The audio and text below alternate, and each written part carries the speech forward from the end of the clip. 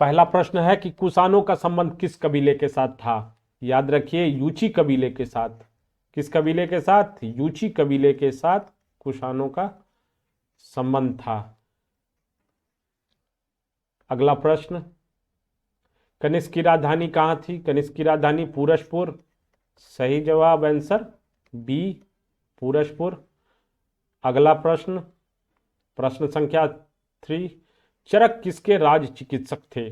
चरक कनिष्क के राज चिकित्सक थे और चरक के द्वारा औषधि शास्त्र में इनके द्वारा चरक संहिता लिखी गई थी। चरक संहिता लिखी गई थी। तो परीक्षा के दृष्टिकोण से इंपॉर्टेंट प्रश्न है।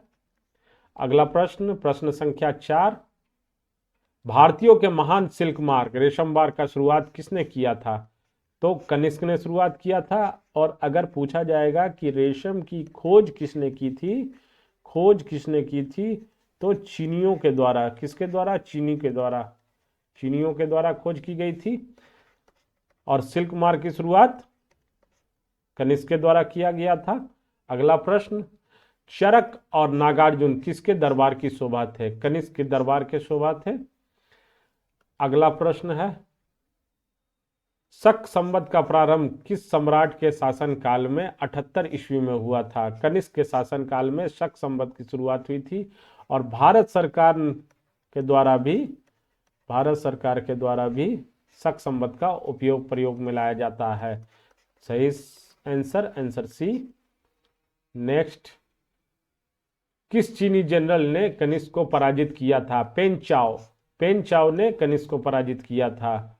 अगला प्रश्न, कौन कला शैली भारतीय एवं यूनानियों का सम्मिश्रण है? गंधार कला शैली भारतीय एवं यूनानियों का सम्मिश्रण है। Answer C is the right answer. अगला प्रश्न, कनिष्क ने किस धर्म को संरक्षण प्रदान किया? कनिष्क ने बौद्ध धर्म को संरक्षण प्रदान किया था। कनिष्क ने बौद्ध धर्म को संरक्षण प्रदान किया था। नेक्स्ट, भारत का आइंस्टाइन किसे कहा जाता है? भारत का आइंस्टाइन नागार्जुन को कहा जाता है। इसने ही शून्यवाद का और सापेक्षता का नियम दिया था। Answer B is the right answer. किसने भारत में सर्वाधिक शुद्ध सोने के सिक्के जारी किए? कनिष्क ने सर्वाधिक शुद्ध सोने के सिक्के जारी किए। और प्रश्न अगर पूछा जाता है कि सोने के सिक्के सर्वप्रथम किसने जारी किए सर्वप्रथम, तो आपका आंसर होगा यूनानी के सर्वप्रथम। अगला प्रश्न, प्रश्न संख्या 12, चतुर्थ बौद्ध संगति किसके शासनकाल में हुई थी? कनिष्क के शासनकाल में चतुर्थ बौद्ध संगति हुई थी। किसके शासनकाल में? अगला प्रश्न, किस कुषाण शासकों ने 5 कबीलों को संगठित किया? कुजुल कड़फिसेस के द्वारा 5 यूची कबीलों को संगठित किया।